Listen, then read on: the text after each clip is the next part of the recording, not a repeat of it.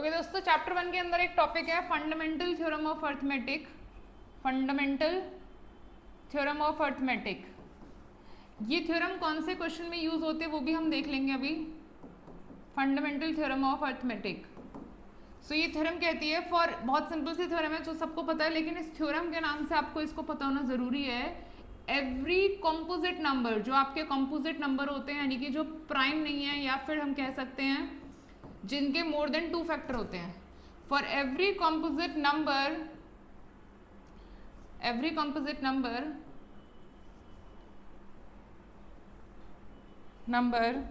can be factorized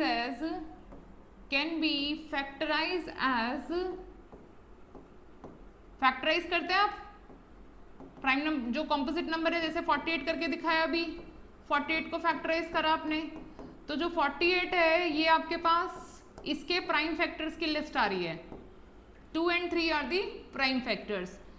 so every composite number can be factorise as product of its prime factor.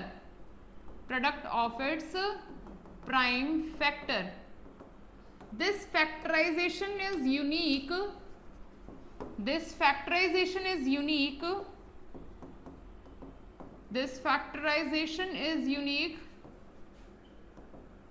A part of order.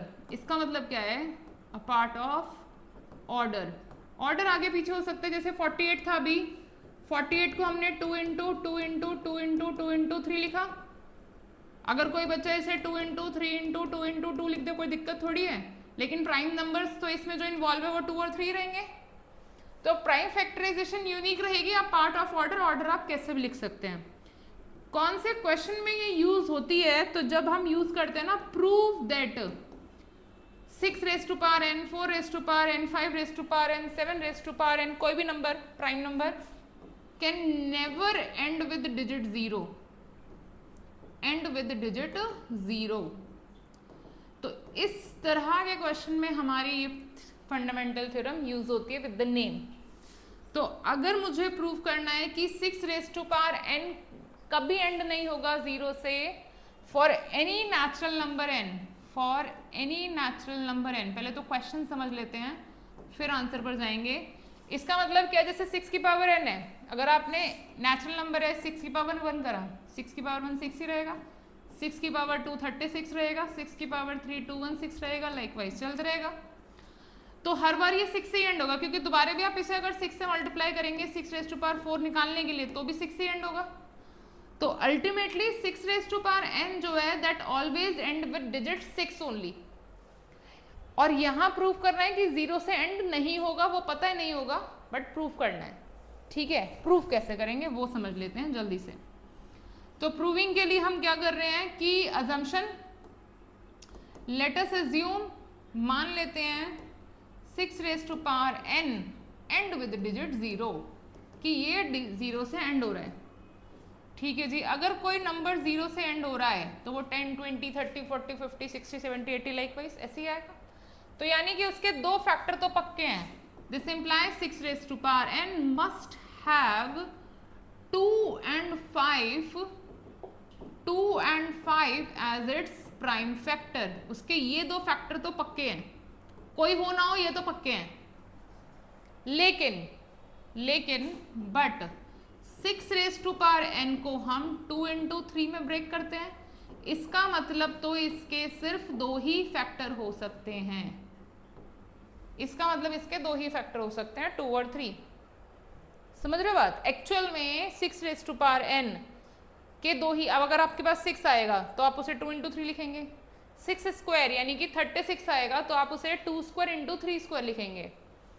तो इसका मतलब क्या है? 6 raised to power n have only prime factor 2 and 5। अब यहां पर हमारी theorem आएगी यूनिकनेस वाली, कि प्राइम फैक्टर यूनिक होते हैं, अलग अलग नहीं होते कि एक जगह कुछ और है एक जगह कुछ और है। अब यहां पर तो हमारे पास 2 and 5 आ रहे हैं, सॉरी 2 and 3 आ रहे हैं, यहां पर 2 और 5 आ रहे हैं। तो by uniqueness of fundamental theorem of arithmetic, our assumption is wrong, हमारी अजम्पशन गलत है,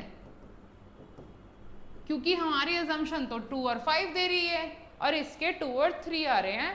तो by uniqueness of fundamental theorem of arithmetic our assumption is wrong, hence 6 raised to power n can never end with digit 0, never end with digit 0। देखो बच्चों contradiction कैसे आई है वो समझते हैं। कॉन्ट्रडिक्शन इसलिए आई है क्योंकि यूनिकनेस थ्योरम बोलती है कि या तो ये होगा या ये होगा, दोनों एक साथ नहीं हो सकते। तो इसी वजह से, क्योंकि ये भी हमारी अजम्पशन से आ रहा था और ये तो एक्चुअल में है ही, तो यानी कि हमारी अजम्पशन हमें रॉन्ग प्राइम फैक्टर्स को जनरेट कर रही है, इस वजह से इसने इसको कॉन्ट्रडिक्शन में डाल दिया। क्लियर? इसी तरीके से आप 4 raised to power n, 7 raised to power n, हमेशा सेम ही चीज लिखनी है। 7 raised to power n ले, कुछ भी ले, पहली लाइन तो हमेशा यही बनेगी क्योंकि आपने 0 से एंड करवाया है। जो आपका एक्चुअल नंबर है, मान लो आपने 7 raised to power n किया है, तो वो 7 into 1 यानी कि 7 is the only prime factor. तो हर बार दोनों अलग अलग आएंगे तो arithmetic, fundamental theorem of arithmetic इनको कॉन्ट्रडिक्शन पर ले जाएगी। ठीक है।